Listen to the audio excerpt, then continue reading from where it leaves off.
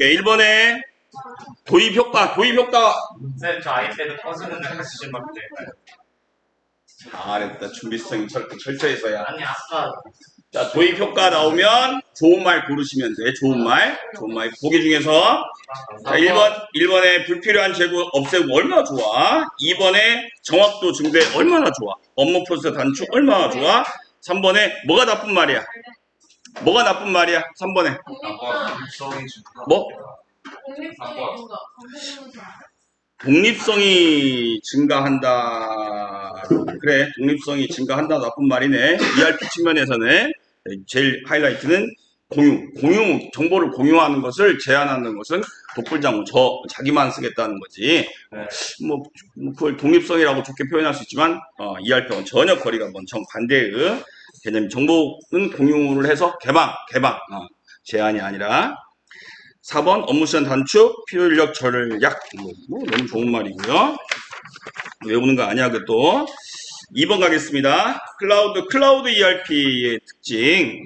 클라우드 ERP. 이제 클라우드 되게 많이 나오지. 효과에 대한 설명으로, 여기도 좋은 말 고르시면 될 것 같은데. 1번, 안정적이고 효율적인 데이터 관리. 클라우드가, 이용해서 뭘 하는 건 다 좋은 방향으로 아마 표현을 하고, 효과니까. 2번 IT 자원의 효율화.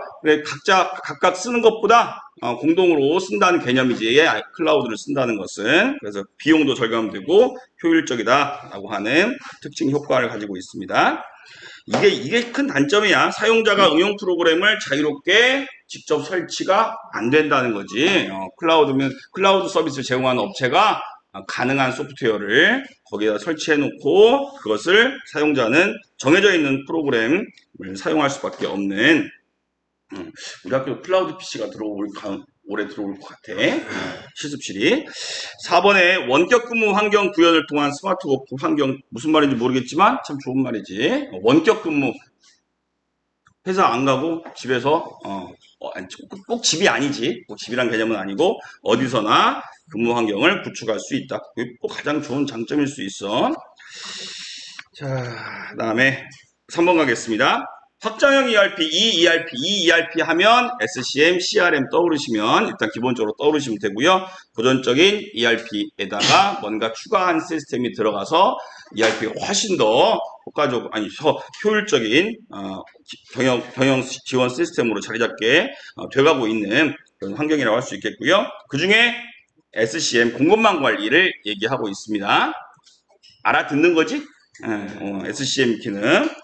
자, 공급망 여러 가지 자원도 그렇고 그다음에 인력도 그렇고 모든 회사의 자원을 원재료, 제품 이런 거 전부 다 그것들을 일정한 장소로 옮기는 그런 것들 원활하게 될 수 있게 하는 기능이 SCM이라고 했고요. 1번이 틀렸어. 이건 계속 반복적으로 똑같이 나오는 문제야. SCM하고 CRM의 극단적인 비교는 SCM의 공급이고 원재료의 제품의 부품의 품목의 이런 공급에 있고 CRM은 고객에 있잖아. 동그라미 1번이 고객과 관련된 읽는 순간 이건 CRM 얘기야. 답이 1번이 되겠습니다. 보기 4번이 SCM의 개념이라고 할 수 있겠고요. 넘기겠습니다. 4번 갈게요. 자, 구축 단계 4단계 중에 설계 단계에 대한 얘기가 되겠습니다. 분석 다음에 설계야. 뭔가 분석하면 너무 많이 있지. 너무 많이 있는데 기출문제 풀어서 거기 있는 것은 알아야 돼. 각각의 분석 단계에서 하는 일, 설계 단계에서 하는 일, 구축 단계에서 하는 일. 구축 단계에서 하는 일은 2번 나왔어 이미. 뭐였지?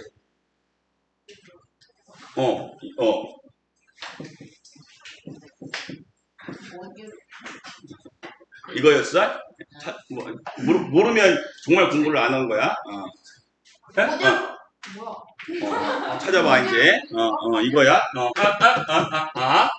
구축 단계에서 하는 일. 자, 근데 우리는 지금 물어보는 건 새로운 게 나왔지. 설계 단계에서 하는 일이야. 순서가 이건 가장 처음 시작하는 거고, 그 다음에 좀 진화하고, 그 다음 하고, 그 다음 완성 단계로 가는 순서야. 그래서 꼭 모르는 게 나오면 처음에 뭘 할까? 이런 상상을 해보면 돼. 나머지 거하고 비교해서. 그 네 가지 중에 첫 번째 단계, 두 번째 단계, 세 번째 단계, 네 번째 단계. 그래서 처음에는 뭐 이렇게 시작하려고 하니까 뭔가 워밍업 준비하는 단계가 필요하겠지. 자, 그 첫 번째가 아니지. 설계 단계니까 두 번째 단계네. 두 번째 단계에서는 2번, 3번, 4번 요것을 해. 1번이 분석 단계에서 TF팀 처음에 우리 회사의 ERP를 구축하려고 하면 일단 인력이 모여야 되겠지. 그래서 착출을 하는 거야. 각 부서에서 할 수 있는 사람들을 착출해서 TF팀을 만들게 되는 거죠. 그래서 그 사람들을 보고 업무를 추진하라. 뭐 당연히 그것부터 하게 되겠죠. 자, 나머지는 다 설계 단계에서 하는 거야.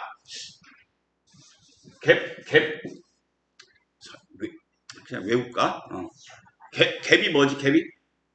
갭. 차이를 얘기하지, 차이. 그러면 뭐와 무엇의 차이냐? as is라고 있어, as is. as is는 이들 아까 영어 잘하잖아. 너 잘 알겠지? as is? AS. 아니, as is. AS 말. 이게 현황을 얘기해, 현황. 현재의 현황. 현황하고, 그 다음에 우리가 ERP를 도입해서 어떻게 우리 회사를 발전시키겠다 하는 그런 프로세서가 있어. 이게 to be 프로세스야. to be 프로세스. 거기 4번에 있지. 이 현황과 to be는 미래를 얘기하는 거야. 이건 현재, 이건 미래. 자, 요 차이를 갭이라고 하고 그것을 분석을 해야지 우리 회사에 적합한 ERP를 구축할 수 있게 된다는 거야.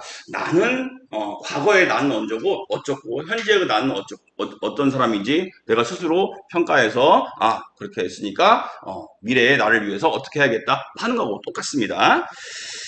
답이 그래서 일단, 분석 단계, 1단계에서 하는 TF팀 구성하는 게 답이 1번이 되겠습니다. 나머지는 다 설계 단계에서 하는 거고요.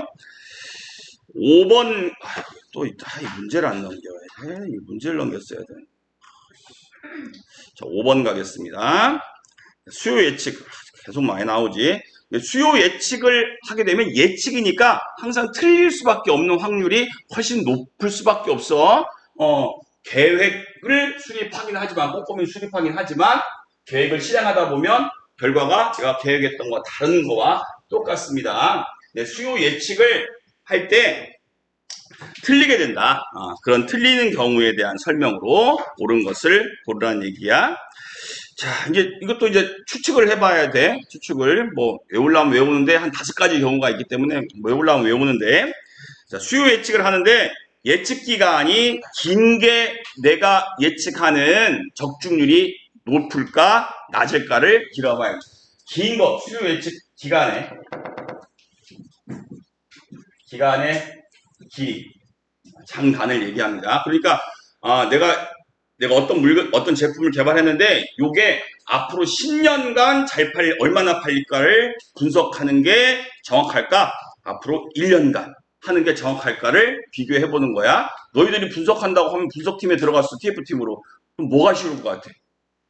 긴 게 10년짜리를 10년 동안 어떻게 할까? 이걸 분석하는 게 편할까? 1년 하는 게 편할까? 그러니까 너희들이 앞으로 10년 뒤에 내가 어떻게 변화될 것인가를 설계하는 게 편해. 정확할 것 같아. 앞으로 1년 뒤에 너희 3학년 때 내가 어떻게 될 것인가가 편해.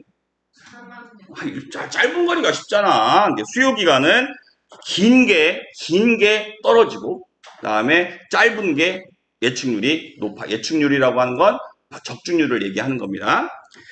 그래서 예측 기간은 짧은 것이 예측률이 예측률이 높다. 예측률이 높아. 짧은 거. 그다음에 두 번째 거, 신규 상품이 있고 기존 상품이 있어. 새로 개발한 상품이 시장에서 어떻게 반응할지, 수요가 될지 예측하는 게 적중률이 높을까, 쉬울까? 그 다음에 기존 상품, 과거에 있었던, 내가 우리 회사에서 팔고 있던 그 제품이 내년에 어떻게 되는 게 쉬울까? 어떤 게 예측률이 높을 것 같아? 짧은 거. 아니, 지금 그거 지났어요. 그거 지났고요. 기존 상품과 신개발품이야. 기존.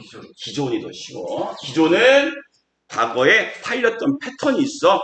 그래서 그 정도 했으니까 그다음에 조금 리뉴얼 돼서 포장도 좀 바꾸고 뭔가 개선을 했어. 그럼 요 정도 더 팔리겠다라고 하는 게 쉬운데 신제품은 전혀 데이터가 없어. 과거 데이터. 뭐 그런 거야. 너희들 중학교 때 성적이 1학년 때 성적이 어느 정도 됐으니까 2학년 때는 요 정도 될 것이다라고 선생님들이 예측할 수 있잖아. 근데 초등학교 1학년이야. 전혀 데이터가 유치원에서 시험 본 게 없으니까 전혀 데이터가 없으니까 분석할 수가 없겠죠. 그러니까 기존이 더 예측률이 높습니다. 세 번째, 영속성이 있는 상품과 영속성이 없는 상품. 영속성이란 길게 그 제품이 짧은 기간 내에 없어지면 영속성이 없다라고 해. 이게 단기간에 발렌타인데이 때 그때 잠깐 이벤트로 만드는 거, 그럼 영속성이 없는 거야. 없는 거고. 뭐 새우깡처럼 계속 팔고 있는 건 영속성이 있다라고 생각하면 돼. 자, 그러면 이때 연속성이 없는 게 쉽냐? 영속성이 있는 게 쉽냐? 있는 거. 연속성이 없는 게 쉬워. 짧은 거, 기계 이벤트성으로 연속성이 없는 상품이 예측 적중률이 연속성이 없는 것이 적중률이 높습니다. 그래서 1번, 2번, 3번은 참 자주 나오는 문구고 4번은 요즘 나오는 문구야. 이건 새롭게 나온 거야. 4번에 대체품도 용어가 이 물류에서 꽤 나와. 대체품. 네. 대체품이 뭘 의미할까? 대체품. 이걸 알아야지 나머지 다른 이거 문제뿐만 아니라 다른 문제도 해결할 수 있어. 돼지고기, 소고기. 돼지고기의 대체품은 소고기의 대체품, 닭고기, 뭐 고기 같은 비슷한 류. 경제학에서는 이게 자주 나오지. 커피의 대체품은 커피가 못 먹게 됐어. 그럼 대신 뭐 먹지? 차를 녹차. 이런 것이 대체품이야. 그럼 대체품이 아예 없는 거, 절대적인 거 있어. 절대적인 뭐가 있을까? 저요. 예. 그렇게 생각하면 됩니다. 예. 유일하죠. 자, 대체품이 없는 상품이 예측률이 높을까? 대체품이 많은 상품이 예측률이 높을까 하는 문제. 여기서는 대체품이 없는 상품이 예측률이 높다라고 했어. 대체품이 없어. 절대적이야. 공기 대체품이 없잖아. 공기 없으면 다른 걸로 어떻게 바꿔? 이게 대체품이 없는 상품이 예측률이 높대. 대체품이 없는 거. 이런 것들이 예측률이 높은 상품으로 되어 있습니다. 대체품이 많으면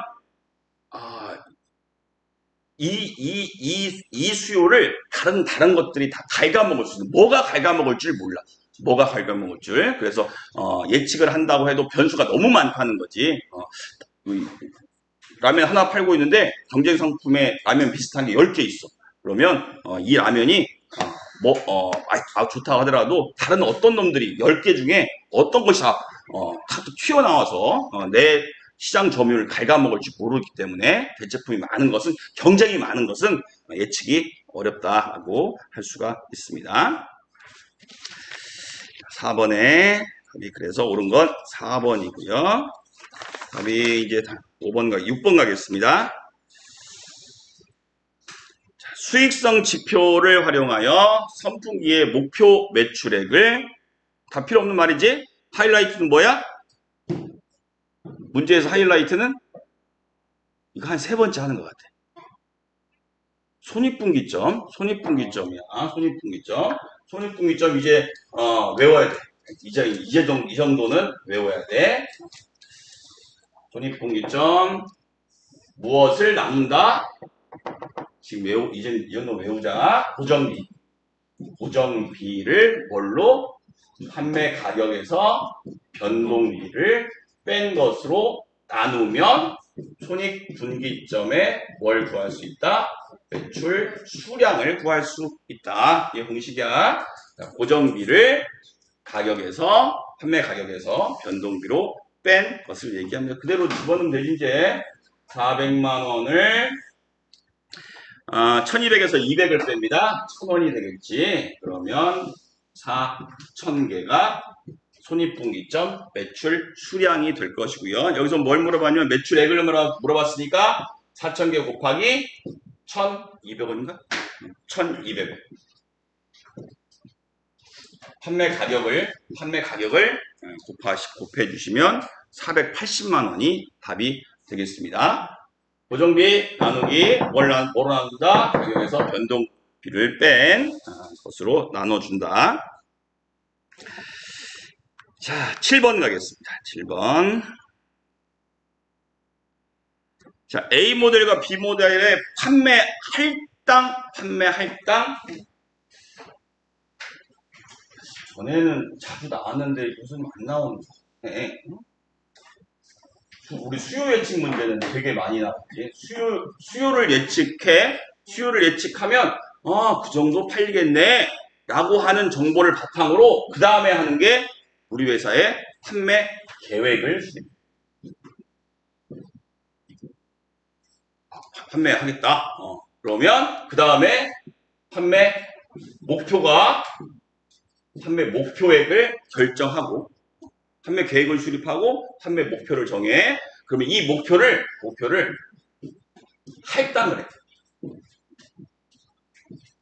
그냥 우리 회사가 그냥 단순하게 되게 종류가 많은데 우리 회사가 1억을 뭘 판매하기로 목표를 설정했어. 그러면 A 영업사원 너 1000만 원, 너 2000만 원, 너 4000만 원 이렇게 할당하는 거하고 똑같아. 그러면 각각 영업사원이 자기의 할당된 목표액을 채우기 위해서 열심히 영업활동을 하겠지. 그런 할당을 얘기하고 있습니다. 자, 그래서 또 판매 할당이라는 용어가 나와서 순서를 얘기합니다. 목표에 대한 할당. 판매 할당을 위해 보기의 자료를 이용하여 교차 비율을 산출하려고 한다. 설명으로 옳은 것. 이렇게 판매 할당을 할 때 여러 가지 방법에 의해서 판매 할당을 어떻게 할 것인가를 정하는데 그 중에 교차 비율이라고 하는 것을 이용하려고 하는 공식이 있어. 자, 있냐?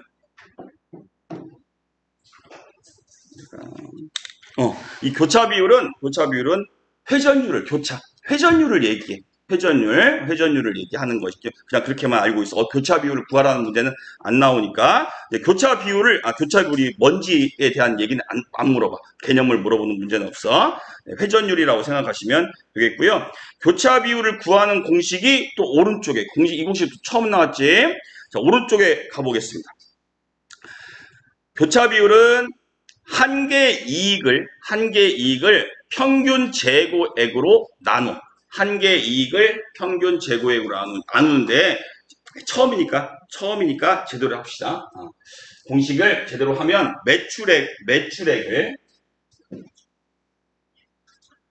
평균 재고액으로 나눈 그 숫자에다가 곱하기 합니다. 곱하기 하기를 한 개 이익을 매출액으로 나누는 숫자를 곱하면 교차 비율이라고 하는 것을 구할 수 있어요. 근데 공식을 보니까 매출이 분자 분모에 한 번씩 다 있어. 그러니까 의미 없는 숫자들이야. 의미 없는 숫자. 결론적으로 얘기하면 한 개 이익을 평균 재고액으로 나눠주면 교차 비율이 나와. 시험 문제들이 다 이런 식의 보기를 제공하고 있고 거기서 쓰레기 자료가 바로 매출액이야. 이 매출액을 지워야 돼. 아무 의미 없는. 그 결론은 한 개 이익을 평균 재고액으로 나눠주기만 하면 각각의 제품에 대해서 교차 비율을 구할 수 있게 된다는 얘기야. 자, A 제품의 교차 비율을 구해보면 A 모델은 한 개 이익이 얼마냐? 40억이고요. 그 다음에 나누기 하기를 10억. 맞지? 평균 재고액이 10억이야. 그러면 이건 4가 되고요. 숫자 틀렸으면 알려줘. B는 한 개의 이익이 100억이고요. 100억 나누기 평균 재고액이 50억이야. 그러면 2가 된다는 얘기야. 4와 2에 대해서 이제 보기를 읽어보겠습니다. A모델의 보기 1번. A모델의 교차 비율은 4지. 일단 답은 바로 구할 수가 있게 된 거야. 공식만 외우면 돼. 공식이 되게 복잡한 공식들은 아니잖아. 한 개의 이익을 매출액을 필요 없고 한 개의 이익을 평균 재고액으로 나눠준다. B모델은 2번. B모델은 A모델보다 교차 비율이 낮죠. 2번 맞고요. A모델과 B모델의 한 개의 이익률은 같다. 한 개의 이익률을 구하는 공식이 또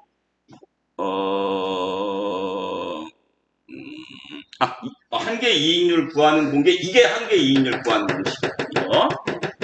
한 개의 이익을 매출액으로 나눠주는 거. 교차 비율을 알면 나머지 거 몰라도 이거 안 외워도 돼. 안 외워도. 그 다음에 A 모델에 대한 더 높은 목표 판매액을 할당한다. 이 둘 중에 이게 판매 할당하려고 하는 건데 A 모델, A 제품이냐 B 제품 어떤 것을 더 많이 판매하는 게 유리하냐는 거야. 자, 교차 비율이 회전율이 높은 게 좋은 거잖아. 교차 비율이 높은 높은 제품에 대해서 더 많이 판매하겠다고 할당하는 게 더 유리하다는 거야. 과거에 데이터 가지고 교차 비율을 구해봤더니 B모델은 안 좋고 A모델에 비해서 A모델이 더 우월하니까 더 좋은 것에 더 많이 할당을 해서 더 많이 팔자 하는 개념으로 이해하시면 되겠습니다. 숫자가 더 높은 곳에 더 많은 교차 비율이 높은 곳, 숫자가 큰 곳에 판매 할당을 더 많이 하면 더 좋습니다. 자, 8번 가겠습니다. 자, 이것도 너무 반복적으로 나온 거지. 가격 결정에 영향을 주는 것은 크게 내부 요인과 외부 요인으로 구분한다라고 했고요. 그 중에 외부 요인만 선생님이 한 4가지나 써줬어. 첫 시간에 아마 첫 시간일 거야 아마. 가격을 우리 회사가 어떤 제품에 대해 가격을 결정할 때 눈치를 봐야 되는 것들. 근데 외부 요인은 우리 회사가 아니라 밖에 있는 것들, 우리 회사 말고 내부 말고 밖에 있는 것들에 눈치를 봐야 되는 것들. 뭐가 있었지? 여기 하나 나왔어요. 고객은 우리 외부에 있잖아. 고객 수요. 그 다음에 U로 시작하는 거 했고요. 그 다음에 법이었나? 새였나? 이거 하나 했고요. 그 다음에 이걸로 시작하는 거 했어. 경쟁 환경. 다른 기업들 나랑 농심 삼양라면 뭐 이렇게 이렇게 하는 거. 법, 세금, 규제. 그건 정부의 정책이니까 법이니까 내가 마음대로 할 수 외부 거야 이것도. 그 다음에 이건 유통 채널. 운송할 수 있는 그 시스템을 얘기합니다. 뭐 내가 직접 쿠팡은 직접 한다고 하지.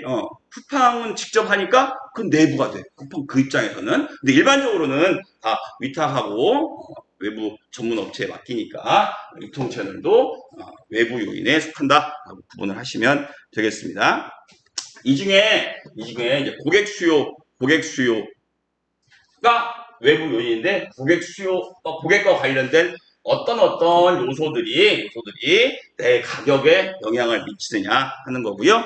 그 중에 3번 가격 탄력성.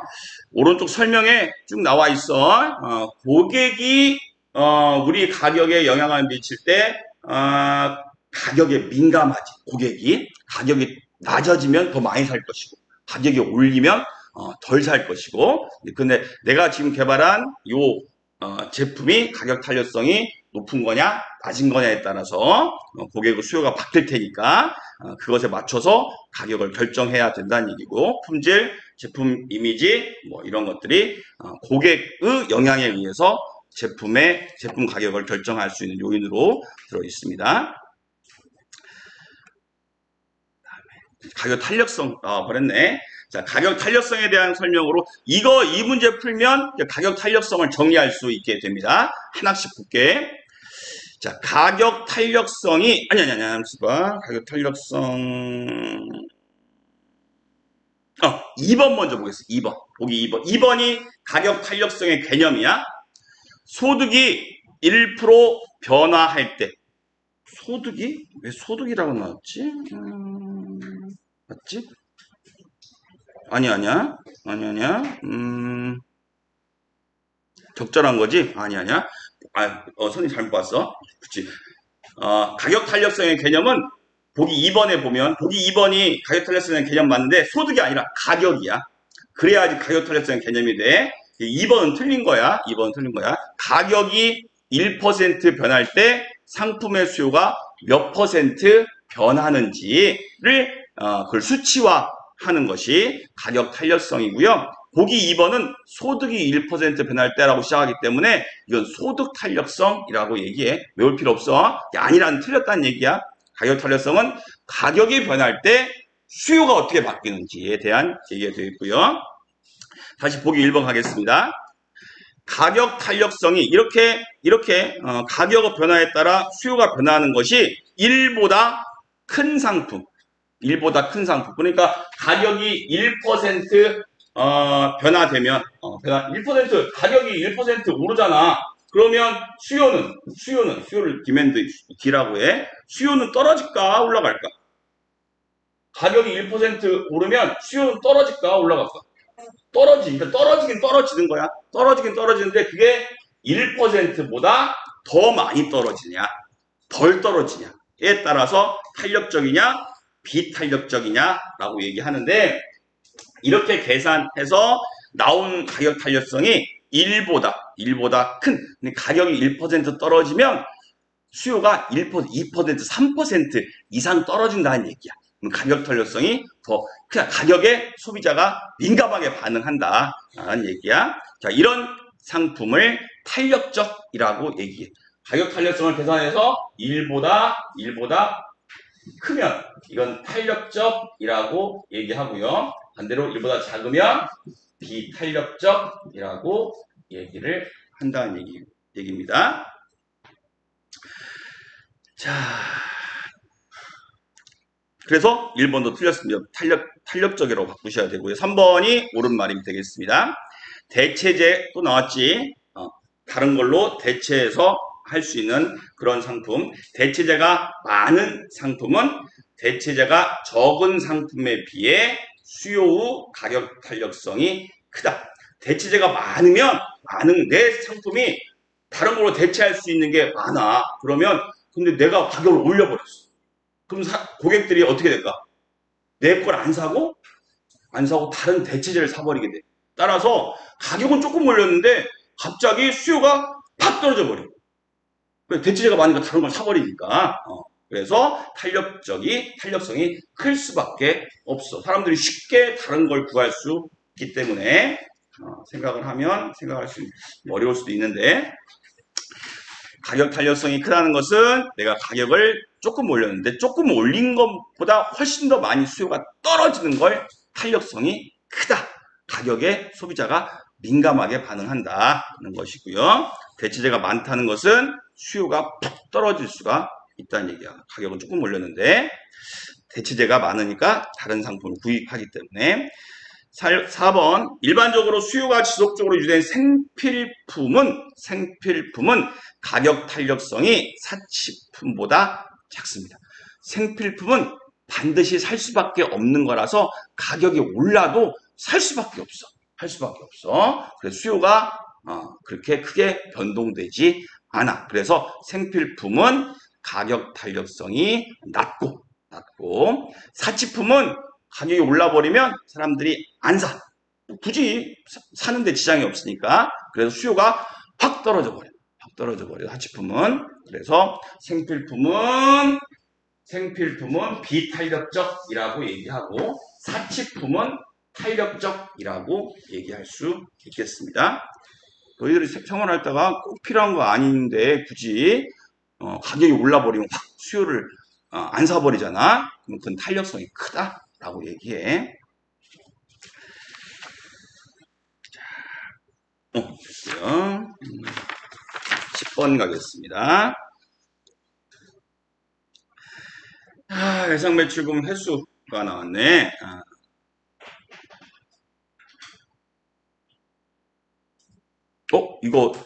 이거 그거였지.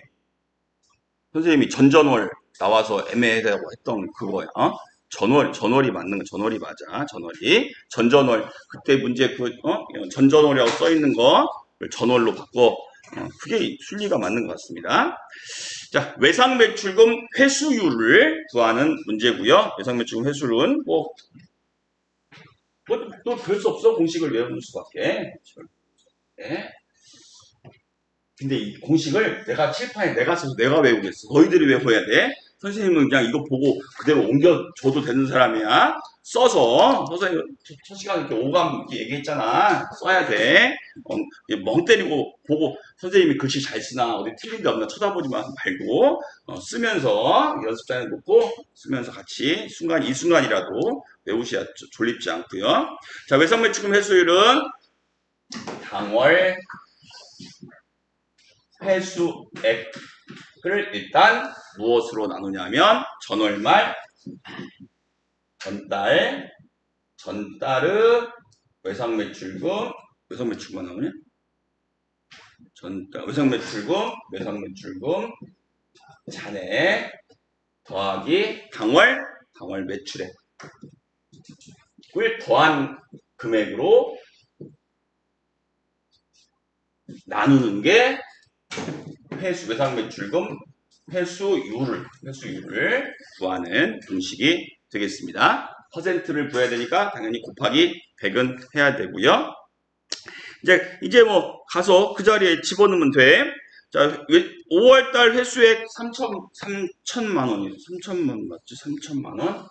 3천만 원이고요. 전월말이니까 4월 말 외상매출금 잔액은 2천만 원 더하기 당월 매출액은 5월 매출액을 봐야 되겠지? 그러면 3천만 원을 3천만 원으로 나눈 거야? 뭐가 틀렸는데? 3천만 원 2천만 원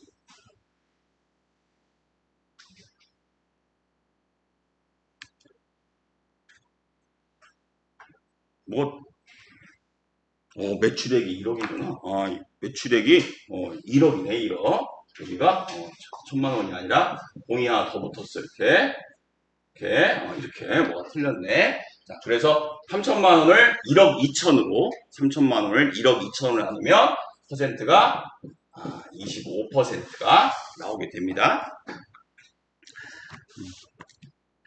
순간 놀랬네. 답이 없어서. 자, 11번 가겠습니다. 채찍 효과가 나왔지. 아주 자주 초반 ERP 시험에는 거의 매번 시험 나왔던 그런 용어인데 요즘 가끔씩 채찍 맞지? 채찍이 뭔지만 알면 돼. 채찍이랑 말 때리는 거야. 근데 채찍의 움직임이 어떻게 되는지를 채찍은 이렇게 막대기가 있고 막대기에 줄이 이렇게 연결되어 있는 것을 의미하고요. 그것을 채찍을 때렸을 때, 휘저었을 때 이 리본, 요끈이 어떻게 움직이냐. 그 움직임 때문에 경제학에서 채찍 효과라고 하는 것이 등장을 했어. 근데 여러분들은 채찍을 잘 보지 못했기 때문에 채찍 움직임을 표현하고 있는 게 체조의 리본. 체조의 리본 있어. 똑같아. 그래서 이걸 휘저으면 막대기 끝에 리본이 달려있는데 여기는 이렇게 움직여. 그런데 끝으로 갈수록 이렇게 크게 움직이게 되지. 이게 바로 채찍 효과야. 처음 출발에 약간 뭔가 변화가 주어졌어. 그런데 이 끝은 이 약간의 변화, 살짝 흔드는 것 때문에 이 끝은 정말 엄청난 파도가 치는 거예요. 이걸 채찍 효과라고 얘기하고요. 이걸 이제 우리 물류에서는 소비자가, 수요자라고 얘기합니다. 수요자, 소비자가 약간의 수요를 늘리거나 감소시키는 것을 이 다른 소매상, 도매상, 공장이 있겠지. 이 사람들이 뒤로 갈수록 약간 수요의 변화를 크게 영향을 받아. 여기서 한 10개 샀잖아? 10개 수요를 늘렸어. 그러면 소매상은 그걸 20개로 인식을 하고, 도매상은 그것을 50개로 인식을 하고, 공장은 그것을 1000개로 하고 갈수록 커져. 이 정보를 전달받고 하면서 맨 끝에 있는 공장은 결국 수요자가 10개만 더 많이 사서 10개만 만들면 되는데 실제로 공장에서 1000개를 만들어버려. 팔릴 거라고 생각해서 그런 오류가 발생하는 것을 채찍 효과라고 얘기를 한다는 얘기야. 자, 이제 읽어보겠습니다. 1번에 기업 간 전략적 채찍 효과를 줄이는 방법. 그것은 1번 기업 간 전략적 파트너십을 구축한다. 이 사람 도매상, 소매상, 공장들이 서로 정보가 잘 연결이 안 되기 때문에 이런 현상이 발생이죠. 이게 띄엄띄엄 귀동량에서 전달을 받은 거. 직접 들은 게 아니라 전달해서 하게 되면 이렇게 잘못된 정보가 전달돼서 크게 마지막 단에 있는 사람은 파산 지경까지 갈 수 있는 거죠. 이렇게 만들어도 결국 10개밖에 안 팔리니까 기업 간 전략적 서로 유대 관계가 좋아야지 정확한 정보가 전달돼서 채찍 효과가 생기지 않는다는 얘기고요. 2번 주문 리드 타임을 늘리면 안 돼. 주문 리드 타임이 길면 길수록 이 긴 기간 동안에 이 수요자가 수요를 더 줄여버릴 수도 있고 더 늘릴 수도 있고 그 기간이 길어지면 물건을 주문을 하고 도착하는 게 리드 타임이라고 했고 그 기간이 길면 그 기간 사이에 이런 수요자의 마음이 확 바뀌게 돼. 그래서 그것들이 신속하게 전달이 되지 않는다는 얘기입니다. 자, 그래서 주문 리드 타임을 늘리고 정보 리드 타임을 단축한다란 말이 틀렸습니다. 3번에 안정적 가격 구조를 갖추고 수요 변동의 폭을 축소한다. 그렇죠. 수요 변동의 폭을 축소시키는 것이 이런 공급자가 이렇게 망하는 꼴이 안 생기게 될 것이고요. 공급망 전반의 수요 정보를 중앙 집중하여 불확실성을 제거한다. 따로따로 막 분산된 정보가 들어오면 이게 메인 타워에서 정확한 정보를 수집해서 그것을 공식적으로 전달하는 것이 중요하다는 얘기가 되겠습니다. 그래서 옛날에는 지방 방송들이 많이 시끄러우면 정보가 잘못 전달돼서 그 집단이 망하게 될 수도 있어. 자, 12번 가겠습니다. 자, SCM 공급망 관리를 운영할 때 운영 전략 했었지. 이건 효율적과 대응적 이 두 개가 존재했고요. 선생님이 효율적과 대응적을 구분할 때 대표적인 용어로 뭘 썼었어? 도전적. 그래. 아유, 천재. 효율적 공급망 전략과 우리 회사의 공급망 전략을 세우는데 그걸 효율적으로 할 것인가 아니면 대응적으로 수립할 것인가를 정하는 거였고요. 효율적은 보수적이고 안정적인 그런 공급망 전략을 세우는 거고 대응적은 좀 도전적이다. 그래서 이건 조금 투자하고 확 돈을 벌려고 하는 그런 경우에 속한다라고 얘기를 했었죠.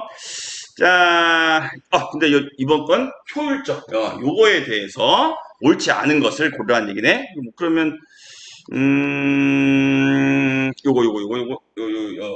결국은 답은 대응적에 속하는 것을 고르시면 될 것 같아요. 옳지 않은 걸 고른 거니까. 자, 1번부터 보겠습니다. 높은 가동률을 통해 많이 팔아서 박리담회라는 뜻이야. 많이 팔아서 낮은 비용을 유지시킨다. 안정적으로 관리하겠다는 얘기야.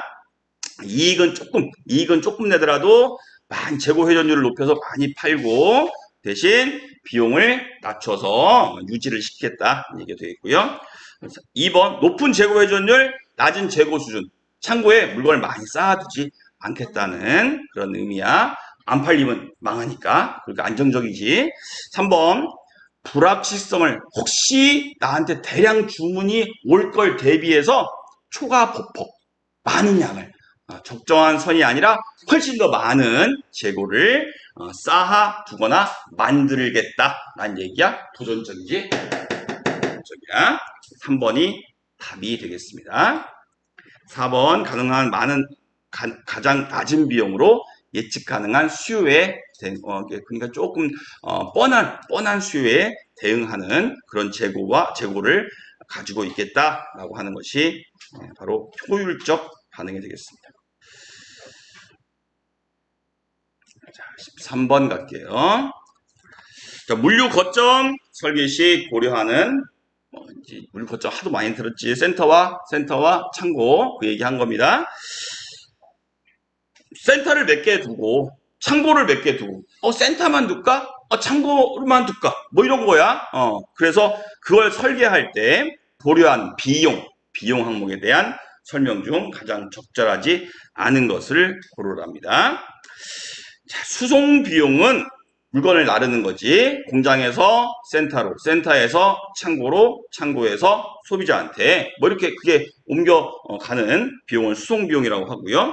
수송 비용은 수송 거리에 비례하여 증가하니? 거리가 멀수록 수송하는데 들어가는 비용이 늘어나? 맞지? 당연한 거야. 당연히 그렇게 공부하면 돼. 외우지 말고. 2번 가겠습니다. 물류 거점 수가 센터나 창고가 많아지는 거야. 하나보다 두 개보다 세 개 상상을 해봐. 늘어나면 수송 비용은 서서히 감소하다가 어느 순간을 넘었으면 수송 비용이 증가한대. 거점 수가 증가하면 수송 비용이 감소할까? 왜 감소할까? 일단 맞는 얘기야. 이제 왜 맞는지를 너희 스스로 논리를 만들면 돼. 그만 외울 필요가 없어. 센터나 창고가 많으면 우리나라 땅덩이는 한정적이죠. 정해져 있습니다.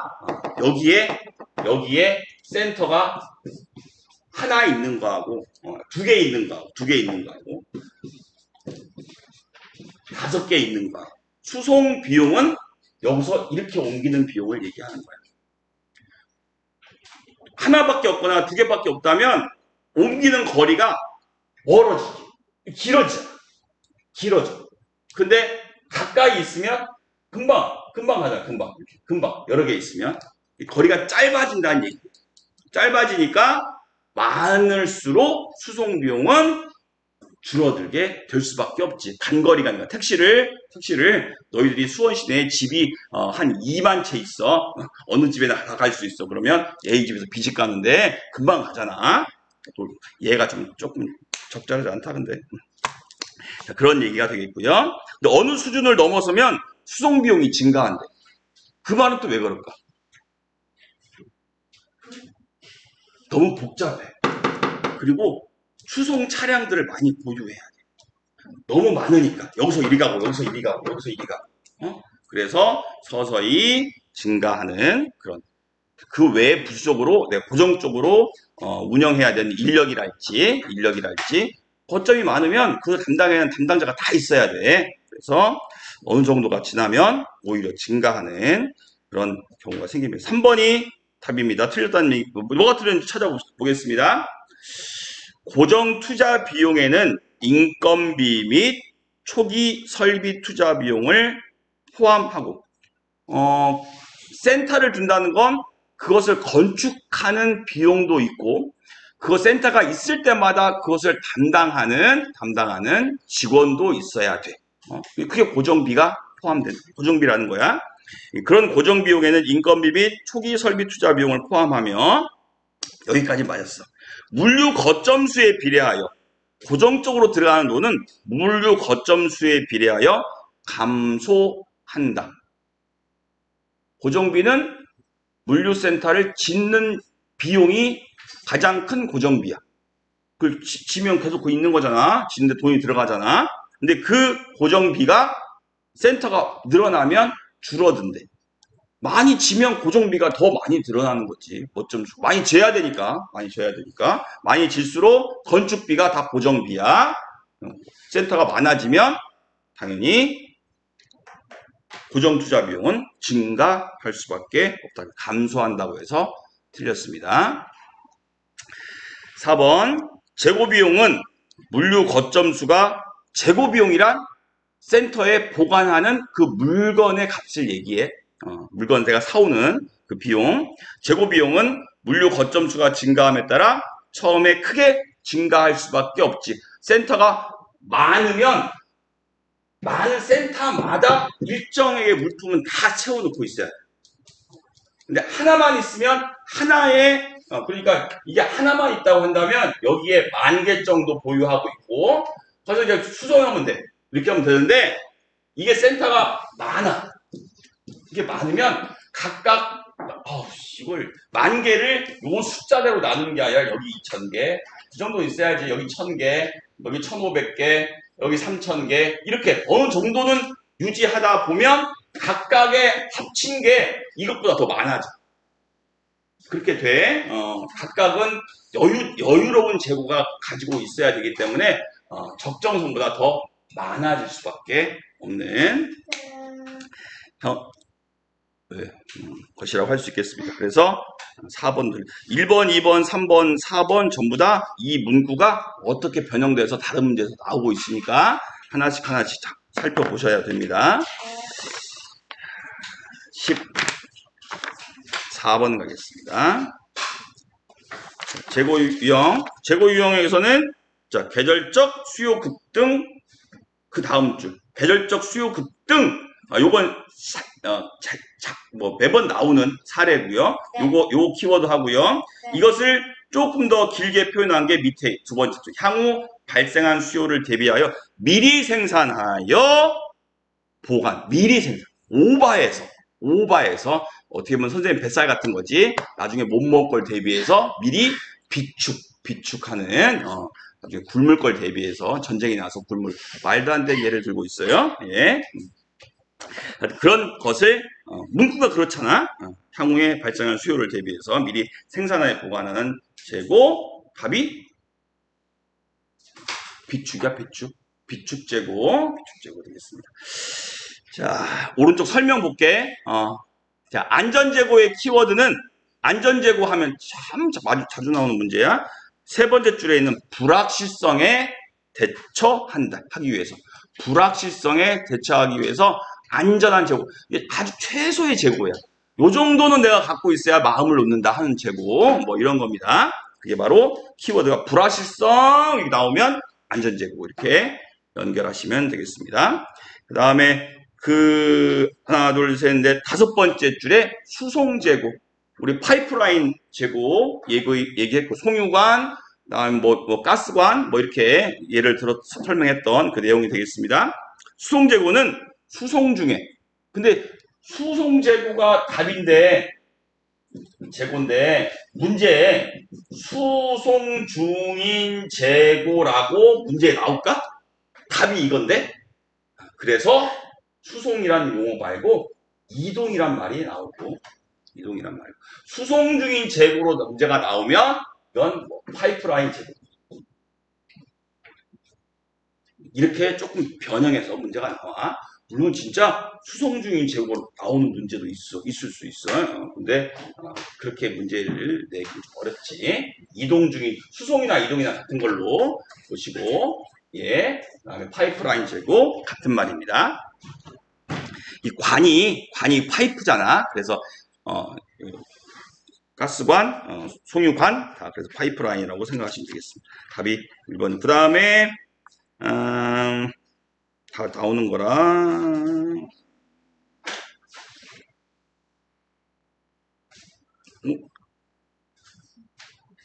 어디 있지? 그다음에 수송 중인 재고 그 다음에 순환 재고라 나와. 순환 재고. 순환 재고의 키워드는 그 아래 당장 필요한 수량을 초과한 잔량. 당장 필요한 수량을 초과한 잔량을 순환 재고래. 왜 순환이냐? 나머지가 남았어. 내가 필요한 만큼 소비하고 남았어. 근데 이 남은 것은 다음 필요할 때까지, 그게 그 한 사이클, 그 순환이라고 표현하고 있는 거야. 다음 필요할 때까지 그대로 내 집에 있어요. 내 창고에 그대로 보관되고 있는 다음 사이클, 그 순환이라고 표현하고 있고요. 다음 사이클까지 남은 재고를 순환 재고라고 얘기합니다. 나는 한 개만 필요한데 이 상품이 세 개가 묶음으로 팔아. 그렇게밖에 안 파는 거야. 한 개만 못 사는 거지. 그러면 나는 일단 하나 가지고 예를 들어 머리끈을 묶었어. 나머지 두 개. 요걸 순환 재고. 다음 머리끈이 필요할 때까지 쌓여 있는 재고를 순환 재고라고 얘기합니다. 15번 가겠습니다. 고정 주문 기간 5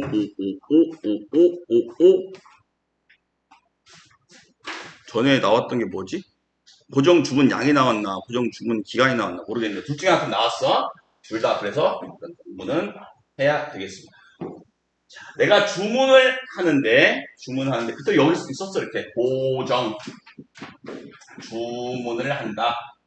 주문을 하는데 고정적으로 한다는 뜻이야. 하나는 기간이었고 하나는 양이었어. 양. 네. 자, 이 문제는 고정 주문 기간이라고 했으니까 기간이 똑같네. 또 이렇게 썼어. 3월 1일, 4월 1일, 5월 1일 매달 한 번씩 주문하는 기간 날짜는 이미 정해졌다. 한 달에 한 번씩 하는 것이 우리 회사의 주문하는 방식이야.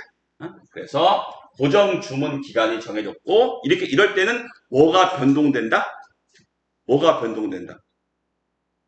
기간은 고정이고 주문량이 주문할 때마다 변동된다 라고 했고요. 그때 등장하는 그 주문량을 내가 3월 1일 날도 정해야 되고 4월 1일 날도 정해야 하고 5월 1일 날도 정해야 되는데 그때마다 등장했던 게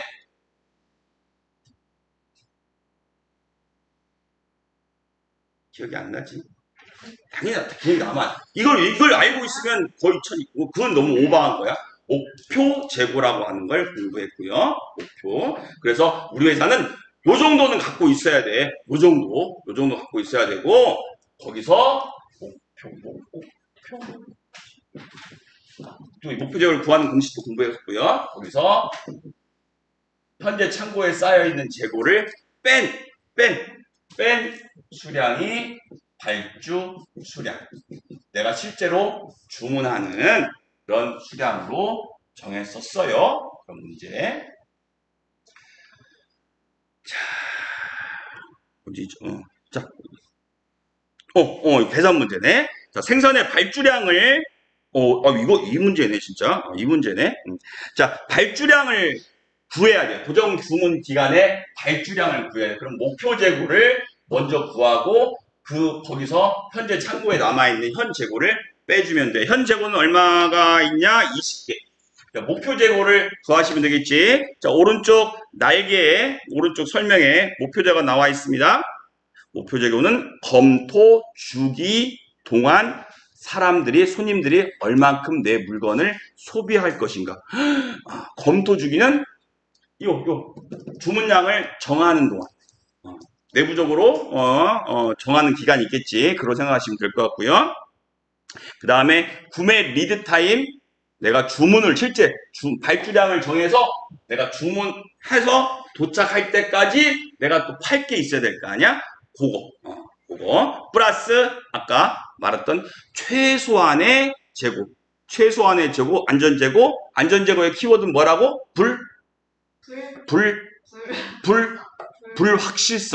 불확실성을 대비한 재고가 안전재고. 그 안전재고는 무조건 갖고 있어야 돼. 그걸 안전재고라고. 그래서 그 안전재고를 더해서, 세 가지를 더해서 목표재고를 구하시면 돼요. 자, 검토주기 동안 40개 플러스 구매 리드타임 동안 60개, 그 다음에 반드시 있어야 되는 안전재고 10개, 그 합치면 110개가 되고, 이게 목표재고 110개. 에서 현재고 20개를 빼면 제가 이번에 주문해야 되는 숫자는 90개가 되겠습니다.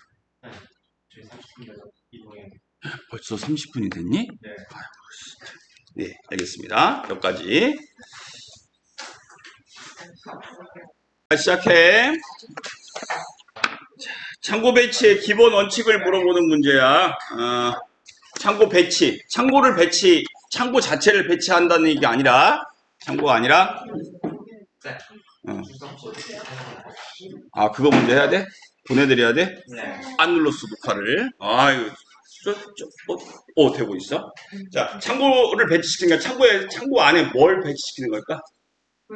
물품을 배치시키는 거야. 상상을 해보면, 아래 것을 굳이 외울 필요가 없어. 너희들이 창고 담당자라고 생각하고, 얼마나 창고 안에 물건을 잘 정리정돈하고, 빨리 집어넣고, 빨리 넣을 수 있을 것인가를 생각해보면, 이렇게 하면 안 되겠네. 이렇게 하면 되겠네라고 떠올릴 수 있는 정도의 문제야. 자, 높낮이 차이의 최소화. 답이 일단 2번이잖아. 2번이 틀린 거고 나머지는 맞는 얘기야. 물건을 쌓았는데 높이가 이랬다 라고 하는 것보다 일률적으로 요 높이에 있는 것은 쭉 같이 정리하고 또 요 높이에 있는 건 쭉 정리하고 이렇게 해야지 정리가 깔끔하고 내가 물건을 내릴 때 지게차를 한다거나 뭐 하면 높이를 일단 조절하고 사다리로 올라간다거나 할 때도 높이가 똑같으면 바로 그냥 할 수 있는데 나갔다 올랐다 그러면 안 된다 이거예요. 지금 물건을 적재할 때 높이를 거의 좀 유사하게 맞추라는 얘기야. 최소화하는 게 좋다는 얘기고요. 2번 자재 취급 횟수를 최대화. 여기서 자재라는 것은 창고에 물건을 적재할 때 쓰는 도구들을 얘기해. 물건 자체를 얘기하는 게 아니라 도구를 많이 써야지 적재를 할 수 있는 그런 환경이면 안 된다는 얘기지. 하다못해 지게차를 한 번만 써서 빨리 뭔가 물건을 넣고 물건을 뺄 수 있게 창고 안에 물품을 배치하는 게 좋다. 3번 흐름 방향의 직진성. 이건 좀 해석이 필요해. 흐름 방향의 직진성이 뭘 의미할까? 물건을 빼고 집어넣을 때 사람이나 지게차가 반드시 가게. 그러니까 S자로 꺾게 물건을 쌓아버리면 부딪힐 거 아니 속도도 안 나고 지게차도. 그래서 직진성으로 꺾어지게. 그래서 거의 창고가 다 네모나잖아. 통로, 우리 교실처럼 복도 통로 쪼개다 쭉 꺾이고 뭐 이렇게 하는 직진성이라고 표현하고 있습니다. 4번 물품, 사람, 운반기계, 역행 및 교차. 크로스되게 안에 그리고 사람과 지게차가 일방통행으로 만들어봐. 일방통행. 통로에 이렇게 교차하지 않게. 그럼 충돌 나서 속도를 못 내거든. 그래서 교차도 없애고 역방향 서로 마주보고 오지 않게 하는 게 훨씬 더 빨리 안전하게 물건을 빼고 넣을 수 있겠죠. 답이 2번이고요. 17번 가겠습니다. 구매 관리의 역과 기능은 좀 어려워 이거. 그래서 1번 이런 문제는 전략적으로 답을 일단 외우고 이해를 시키려고 노력하겠지만 여러분 수준에서 어려울 수 있어.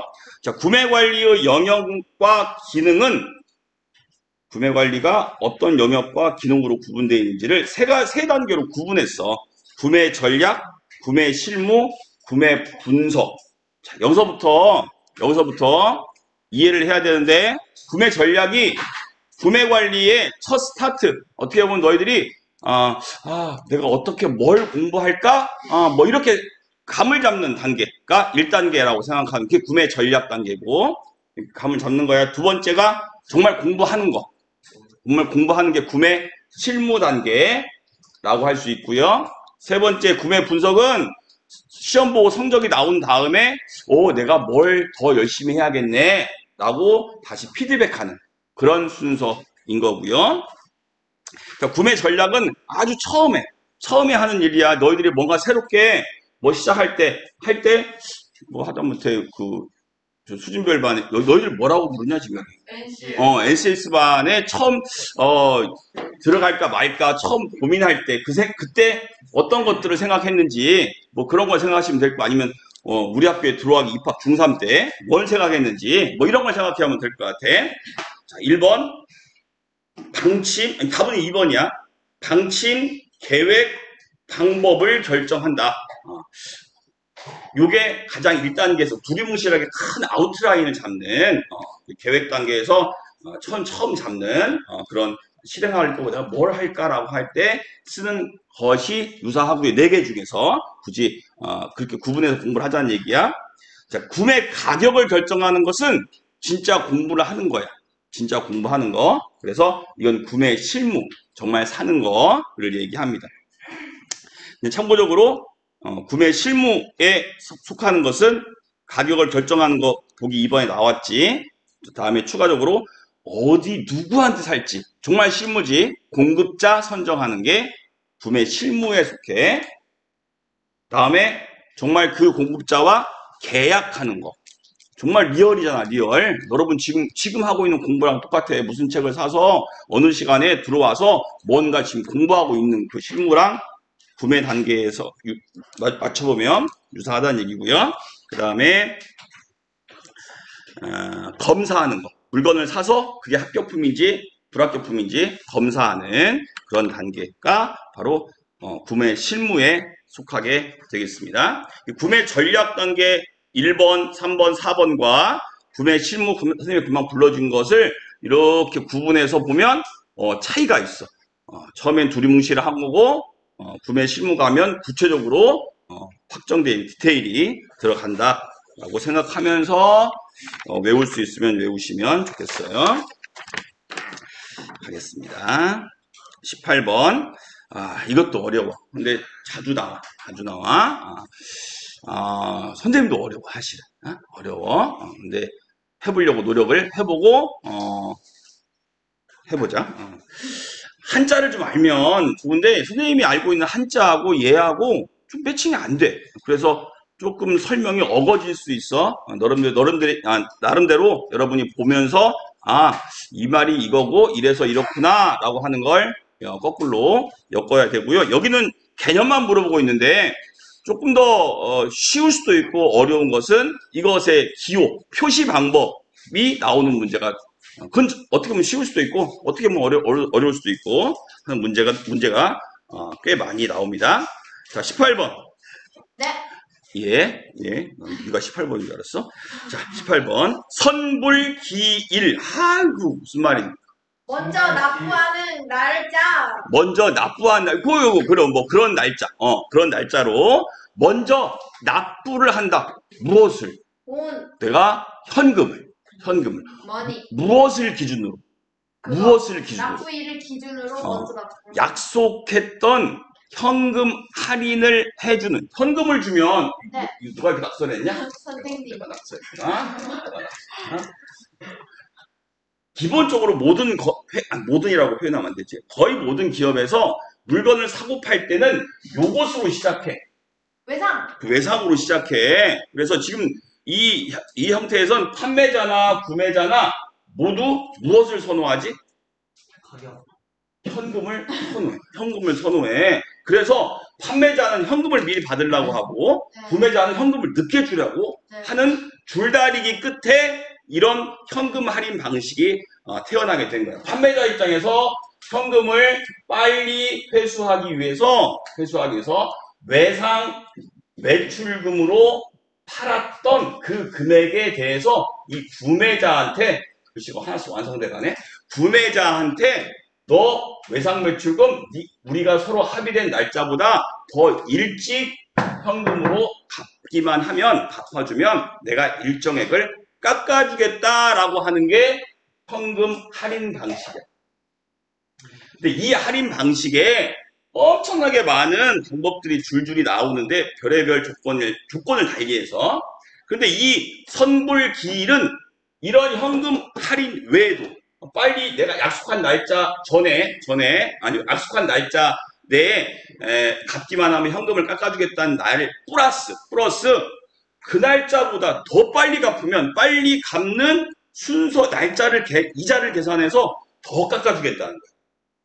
이 선불이 약속한 현금을 할인해주는, 뭐, 예를 들어, 거래가 20일 날 했어. 근데 25일까지 현금으로 갚아주기만 하면 내가 10%를 깎아주겠다라고 하는 게 일반적인 현금 할인 방식이야. 그런데 이 구매자가 24일, 23일 때 갚아도 이런 조건이면 몇 프로 깎아주는 거야? 25일까지 갚기만 하면 10% 깎아주겠다라고 했으니까 23일날 갚아도 24일날 갚아도 10%인 거야. 그러면 구매자 입장에서 현금을 좋아하는 구매자 입장에서 25일날 갚겠니? 23일날 갚겠니? 25일날 갚는 거야. 25일날 늦게 지가 현금 더 오래 갖고 있게 싶겠지. 하다못해 은행에 이자가 쌓이잖아. 그래서 한 가지 더 꾀를 부린 거야. 이게 선불 기일이야. 이 날짜보다 먼저 지불하면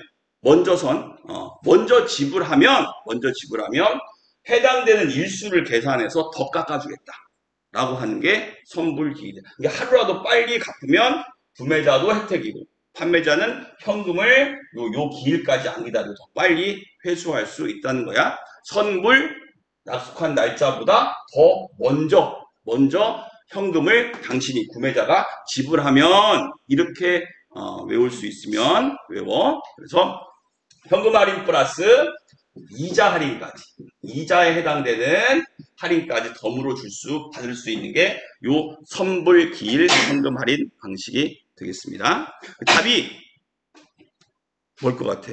2번이 답으로 써있지 참. 2번 현금 할인 만기일 이전에, 현금 할인 만기일이 25일이라는 뜻이야. 만기일 이전에 선불되는 기일에 따라 24일이면 하루, 25일이면 이틀, 기일에 비례하여 해당되는 이자율, 약속한 이자가 있어. 이자만큼 더 추가로 깎아주는 그런 방식이 선불기일이고요.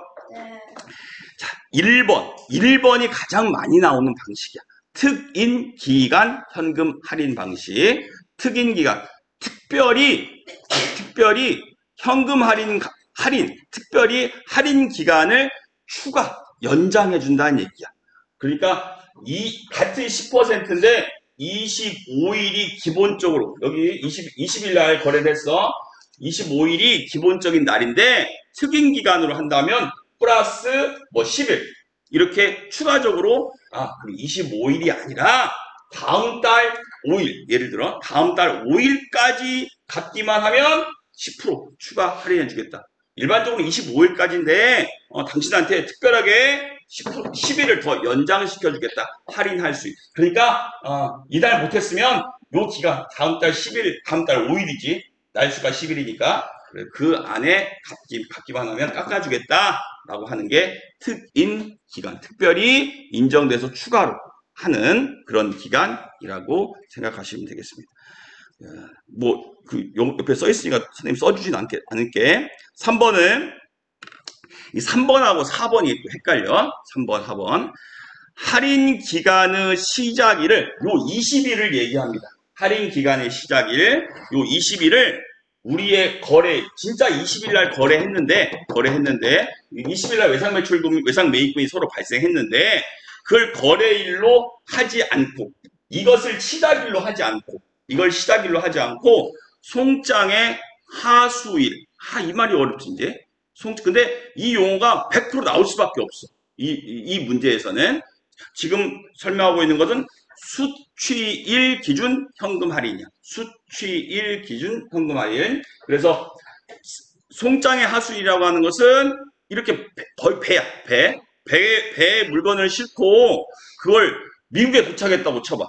그러면 이 물건을 실은 날부터 5일이라고 한다면 배가 가고 있는 시기야.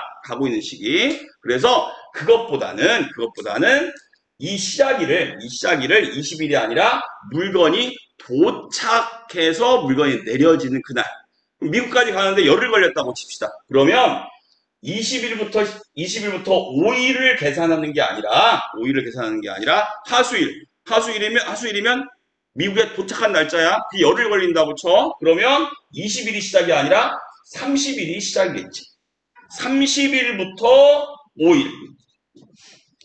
5일까지. 그 다음 달 5일이 돼버리는 거야. 그 기간 안에만 갚기만 하면 10% 할인해 주겠다. 그래서 수취일, 물건을 구매자가 받은 날까지를 의미하는 그런 것이 바로 그 받은 날로부터 시작하는 것을 수취일 기준 현금 할인. 굳이 외우면 송장에 씌우다고 수취일에 씌우다고 이렇게 같이 매칭하든지. 근데 그게 하수일이 뭐 이렇게 알아서 이제 나름대로 외우세요. 자, 4번도 이 거래 일자를 20일로 하지 않고 이걸 그 미래 날짜로 정해주는 거야. 이건 이제 그 송장의 하수일로 어떤 특정 날짜를 정한 게 아니야. 그냥 일반적으로 서로 합의해서 판매자와 구매자가 서로 합의해서 야, 거래 실제로는 20일에 했는데 내가 서로 합의해서 날짜를 조금 이 현금 할인 기간을 더 길게 여유 있게 해주기 위해서 실제 거래는 20일에 했지만 우리 할인 기간의 시작일을 25일로 하자. 25일부터 5일 이렇게.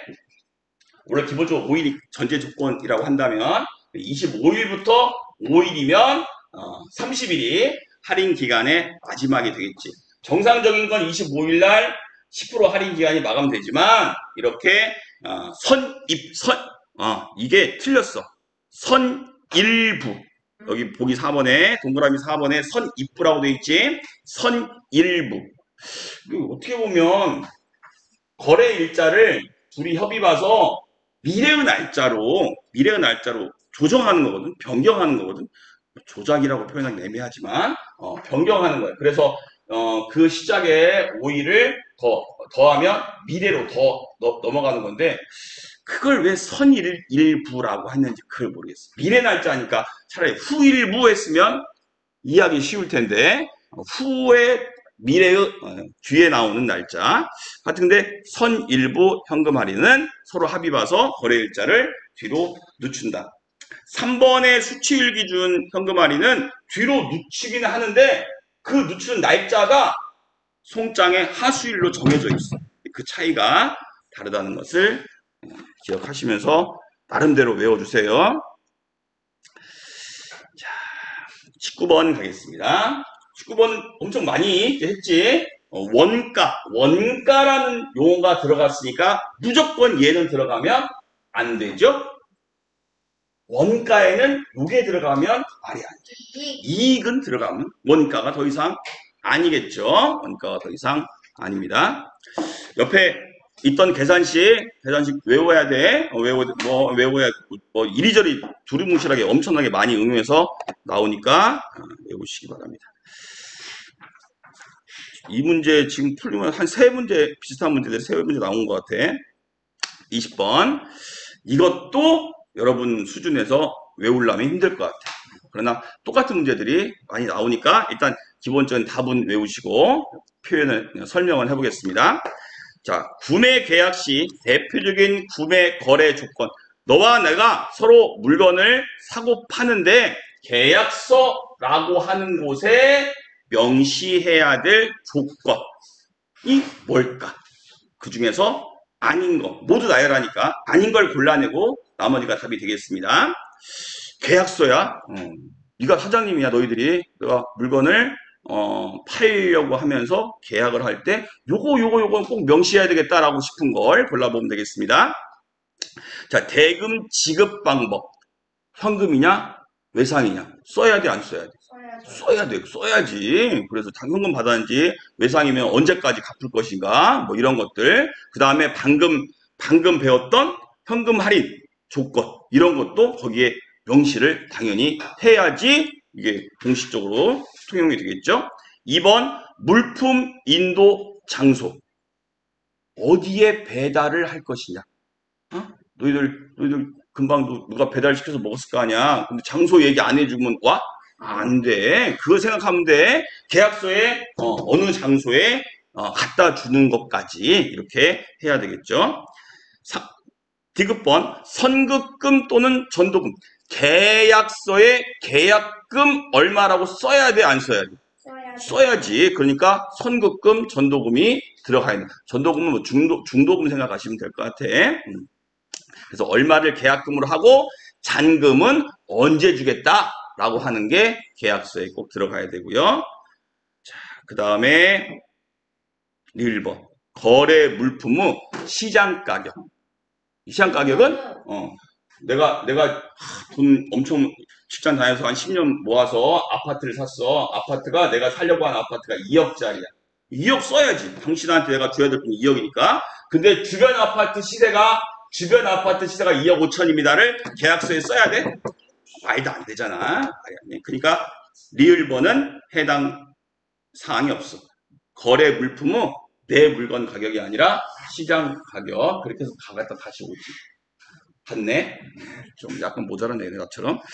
자, 그 다음에, 미음번, 가격 할인 또는 할인 내용, 얼마큼 디스카운트 해 줄 것인가에 대한 내용. 미음번이 그런 할인 조건이 되겠네. 우리가 방금 공부했던. 자, 그래서, 리을만 빠진 4번이 되겠습니다. 이해가 될지 모르겠지만, 이렇게 공부를 하시면 되겠습니다.